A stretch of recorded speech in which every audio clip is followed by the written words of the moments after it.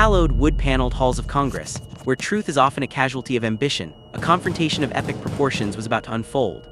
This wasn't just another hearing, it was a reckoning. On one side sat Melania Trump, the former First Lady, a woman wrapped in an enigma of designer clothing and stoic silence. Her public persona was a fortress, seemingly impenetrable, built on a foundation of carefully curated elegance and deliberate distance. She radiated an aura of untouchable grace, a quiet confidence that suggested she was above the grimy spectacle of politics. But every fortress has a weakness. On the other side of the table sat Representative Jasmine Crockett, a firebrand legislator from Texas with a lawyer's mind and a street fighter's spirit. To the Washington establishment, and certainly to the Trump camp, she was an annoyance, a background player, someone to be tolerated, not feared. They underestimated her. They saw her passion as noise, her persistence as naivety. They had no idea they were looking at the architect of their matriarch's public undoing. Between them on the polished mahogany table lay a simple, unassuming black envelope. It was thin, almost comically so, yet it held a weight that seemed to bend the very air in the room. This was the stage for a showdown that would peel back decades of carefully constructed narrative, a battle between a manufactured myth and an inconvenient truth. The question hanging in the air, thick as humidity, was simple. What was in the envelope? And how could this underestimated congresswoman possibly hope to breach the walls of the Trump dynasty's most elusive figure? The world was about to find out, and the answer would be more devastating than anyone could have imagined. The hearing began with a deceptive calm. The committee chairman droned through the procedural formalities, the air thick with the polite yet tense atmosphere that precedes a political storm. Melania's lawyers, a team of impeccably dressed sharks, sat beside her, whispering reassurances. They saw this as a formality, a piece of political theater they simply had to endure. Melania herself maintained a serene composure, her expression a carefully practiced mask of mild indifference. She was a master of the silent dismissal, a skill honed over years in the public eye. Then it was Crockett's turn. She didn't launch into a tirade, she didn't pound the table. She leaned into her microphone, her voice calm and measured, yet carrying a sharpness that cut through the room's stuffiness. She began with a question so simple, so seemingly innocuous, it almost felt like a softball. "Mrs. Trump," she said, her eyes locked on her target, "could you please recount for the committee in your own words the story of how you first met your husband?" A faint, almost imperceptible smile touched Melania's lips. This was her origin story, the fairy tale she had told in countless interviews. It was safe territory. She recounted the tale of a chance meeting at a New York Fashion Week party in 1998, how Donald Trump had sent a friend to get her number, but she, being the independent woman she was, had refused, insisting he give her his number instead. It was a story of romance, of serendipity, of a powerful man smitten by a beautiful, confident woman who wouldn't be easily won. It was a good story. It was also, as Crockett was about to demonstrate, a lie. With the fairy tale hanging in the air, Crockett slid the black envelope an inch forward. "A lovely story," she said, her tone dripping with a politeness that was more menacing than any shout. "It has all the elements of a classic romance, but the truth is often less romantic, isn't it?" She opened the envelope, not with a flourish, but with a deliberate surgical precision. She pulled out a single, glossy photograph. It showed a younger Melania, vibrant and ambitious, standing between two men. One was Donald Trump, the other was a man named Paolo Zampalli. "Mrs. Trump, can you identify the other man in this photograph?" Melania's composure flickered for the first time, her eyes narrowed, her lawyers stirred. "That appears to be Paolo Zampalli," she answered, her voice a little tighter than before. "Correct," Crockett nodded. "Mr. Zampalli, the owner of a modeling agency, a man known in certain circles for connecting powerful men with beautiful women. But he was more than just a party guest, wasn't he? He was, in fact, the man who sponsored your H-1B visa to work in the United States. He wasn't a mutual acquaintance you met at a party, he was your professional patron. He brought you to the party, he introduced you to Mr. Trump. There was no chance encounter, it was an introduction, a setup." Why Mrs. Trump has the public narrative, the one you've personally told for over 2 decades, been so meticulously scrubbed of Mr. Zampalli's instrumental role? The room was silent. The first brick had been pulled from the fortress wall. It wasn't a devastating blow, but it was a crack. It established the core of Crockett's argument, that from the very beginning, Melania's story was not a biography, but a carefully edited script. The hero of the story wasn't a prince who found his Cinderella. It was a businessman being introduced to a potential asset by a broker. The silence from Melania was her only answer. Her lawyers objected, calling the line of questioning irrelevant and ad hominem. Crockett just smiled. "Oh, counselor," she said, looking at the lead attorney, "we are just getting started. Irrelevance is a luxury we won't be affording today." The narrator in your head might be saying, "Okay, so she lied about how she met him. Big deal, rich people do shady stuff." But this wasn't about the meeting. This was about establishing a pattern. It was the first domino, and Jasmine Crockett had a whole line of them ready to fall. With the foundation of the fairy tale now cracked, Crockett moved to the next pillar of the Melania myth, her intellect and sophistication. For years, her official biography, promoted by the Trump Organization and later the White House, stated that she had obtained a degree in architecture and design from the University of Ljubljana in her native Slovenia. It was a key part of her branding, painting her as more than just a model, but as a woman of substance and education. "Let's talk about your academic credentials," Crockett said, pulling a second document from the black envelope. "Your biography for many years claimed a degree in architecture, a very impressive achievement. Architecture is a rigorous field requiring immense dedication, mathematical precision, and artistic vision." She paused, letting the compliment hang in the air before twisting the knife, which makes it all the more confusing why the University of Ljubljana has no record of you ever graduating. She held up the document. It was a certified letter from the university's registrar. "These records, obtained through official channels, state that you enrolled in the program but dropped out after your first year to pursue a modeling career. There is no degree, there was never a degree, yet for years that claim was a cornerstone of your public profile. It was on your RNC convention biography, it was on your company's website, it was everywhere." Melania's face remained a mask, but the tension in her jaw was palpable. One of her lawyers leaned in. "My client's biography may have contained a minor inaccuracy which was later corrected."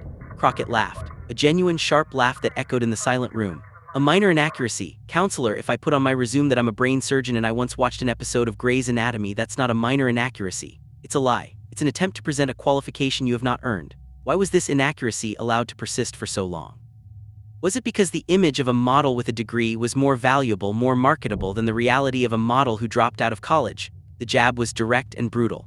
It painted the former First Lady not as a victim of a clerical error, but as a willing participant in her own fraudulent branding.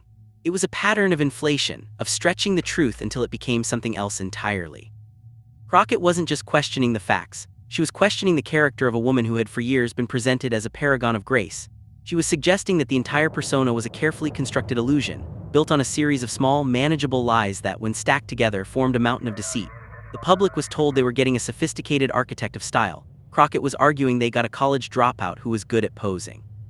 It was a devastating reframing, and the silence from the other side of the table was becoming heavier, more damning with every passing moment. The fortress wasn't just cracked now, it was visibly trembling.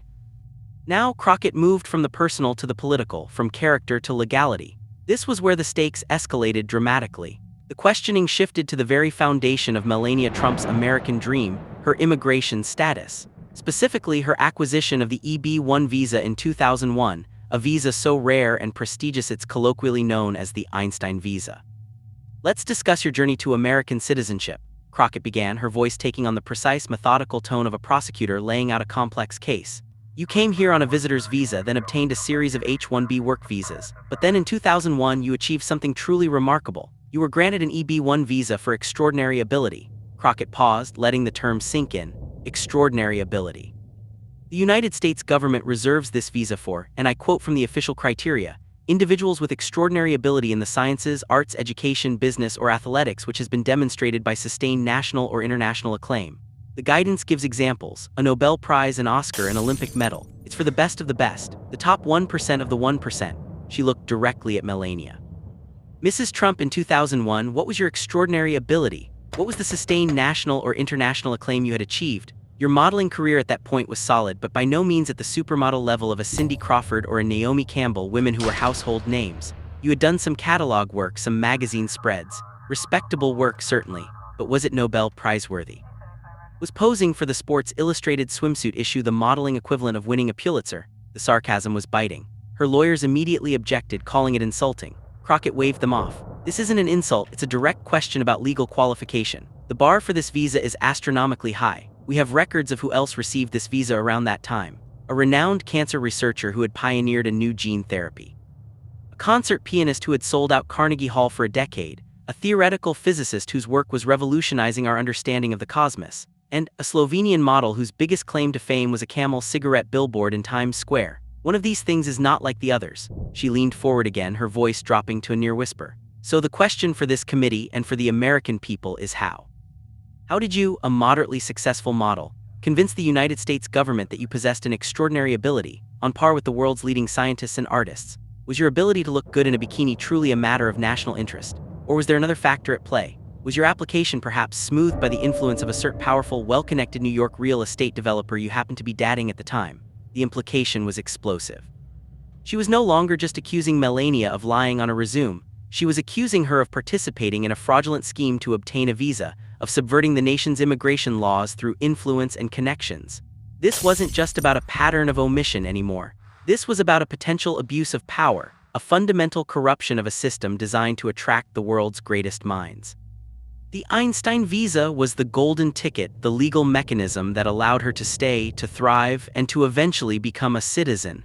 And Crockett was now arguing that the entire ticket was a forgery. The air crackled with tension. This was no longer a political hearing, it felt like a federal indictment. The next blow was a masterstroke of political jujitsu. Crockett used the Trump's own signature policy issue against them. For years, Donald Trump had railed against what he called chain migration, the family-based immigration system that allows naturalized citizens to sponsor relatives to come to the United States. He had decried it as a security threat, a drain on resources, and a system that needed to be abolished in favor of a purely merit-based system. He made it a centerpiece of his rallies, a boogeyman to scare his base. Crockett now turned that weapon directly on his own wife.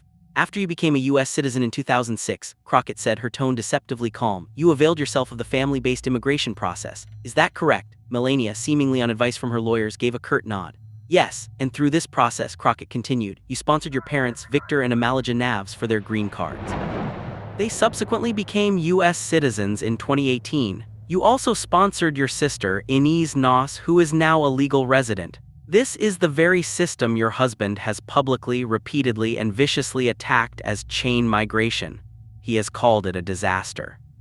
Has promised to end it. He has used it as a rallying cry to depict immigrants as a threat to the nation. She pulled out another set of papers, transcripts of Donald Trump's speeches. She began to read his own words in a flat, damning monotone. Chain migration is a disaster, a program that is bringing in the worst people. We are going to end it, and we are going to end it fast. He said that, Mrs. Trump, while your own family was benefiting from the very program he was demonizing.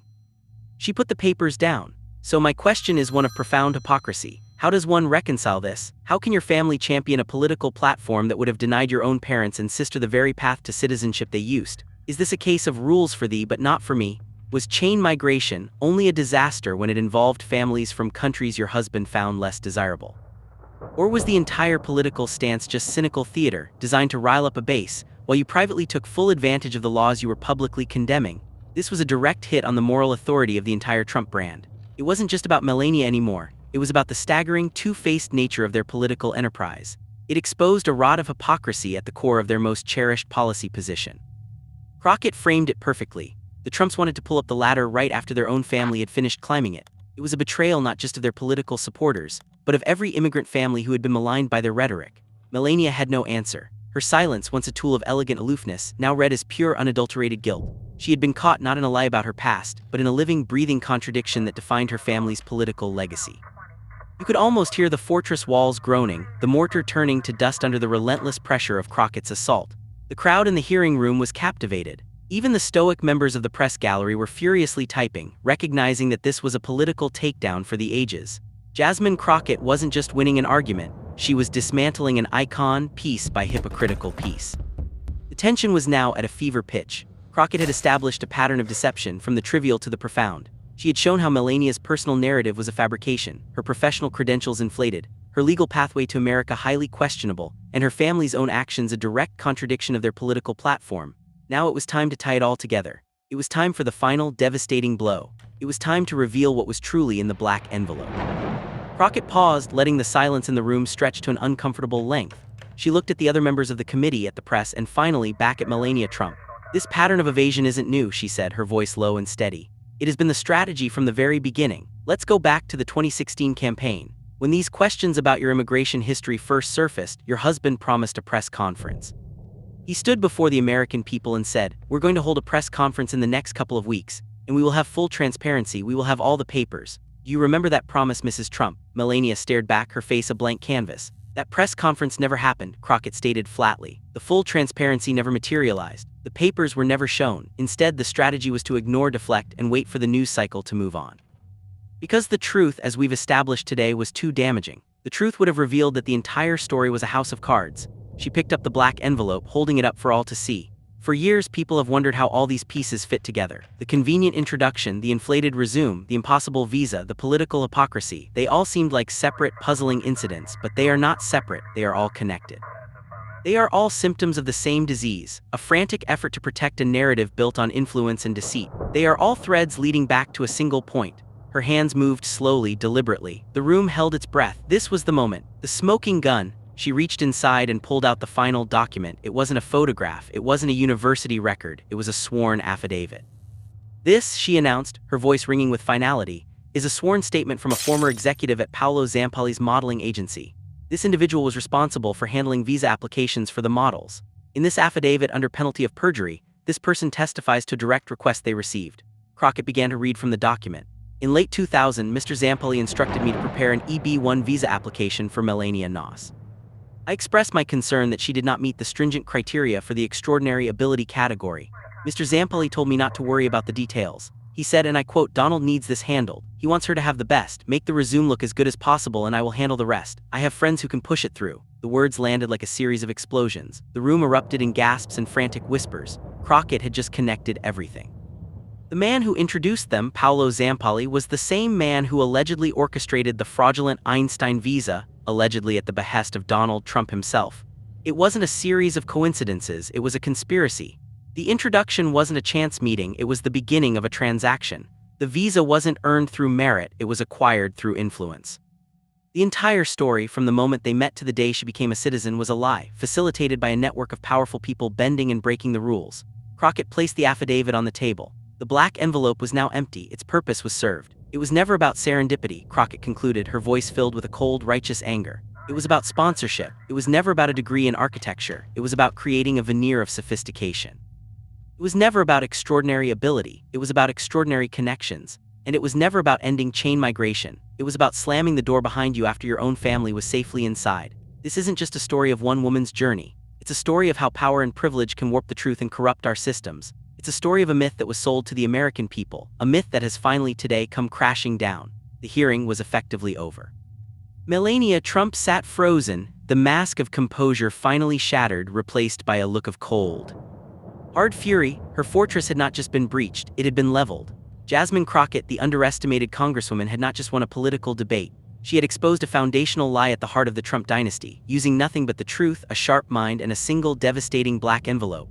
In the theater of politics, the most dangerous lies aren't the ones shouted from a podium, but the ones whispered in the quiet corridors of power. And on this day, those whispers were finally amplified into a roar that no one could ignore. The truth, as it turned out, was the one thing her money couldn't buy and her silence couldn't hide.